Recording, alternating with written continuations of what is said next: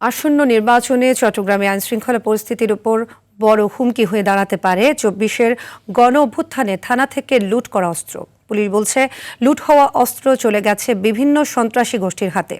নিয়মিত অভিযান চালিয়ে অস্ত্র উদ্ধারের চেষ্টা চালাচ্ছেন তারা। নির্বাচন কমিশন ও নিরাপত্তা বিশ্লেষকদের মতে, অস্ত্রগুলো উদ্ধার না করা গেলে প্রভাব পড়তে পারে নির্বাচনে। চট্টগ্রাম থেকে সাইফুল মাহমুদের পাঠানো তথ্যচিত্রে আরও জানাচ্ছেন আব্দুল হামিদ। আগামী 12 ফেব্রুয়ারি অনুষ্ঠিত হতে যাচ্ছে ত্রয়োদশ জাতীয় সংসদ নির্বাচন। 2024-এর গণ অভ্যুত্থানের পর আয়োজিত এই নির্বাচনে কেমন থাকবে আইনশৃঙ্খলা পরিস্থিতি, সেটি এখন বেশি ভাবাচ্ছে প্রশাসনকে। আন্দোলনের সুযোগে চট্টগ্রামের বিভিন্ন থানা থেকে লুট হয় বিপুল পরিমাণ অস্ত্র।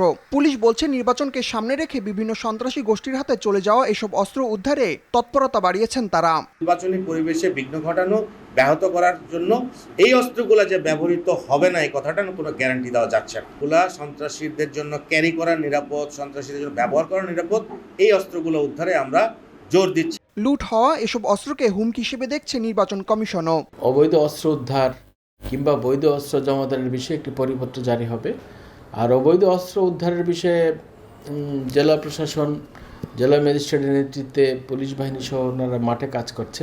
অস্ত্রগুলো দ্রুত উদ্ধার না করা গেলে আসন্ন নির্বাচনে শান্তিপূর্ণ পরিবেশ বিঘ্নিত হবার আশঙ্কা রয়েছে বলে জানান এই নিরাপত্তা বিশ্লেষক। নির্বাচনে এখন প্রত্যেকটা প্রার্থী এখানে প্রার্থিতা ঘোষণা করে বিজয়ী হওয়ার জন্য। সেখানে নির্বাচনে আপনার প্রভাব বিস্তারের জন্য সে তখন অস্ত্র ব্যবহার করার চেষ্টা করবে। এগুলো যারা অস্ত্র ব্যবহারের জন্য বা অস্ত্র নিজেদের অধিকারে রাখার জন্য আগ্রহী, তাদের কাছেই আছে।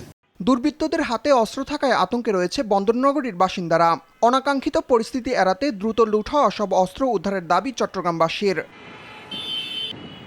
আব্দুল হামিদ, RTV।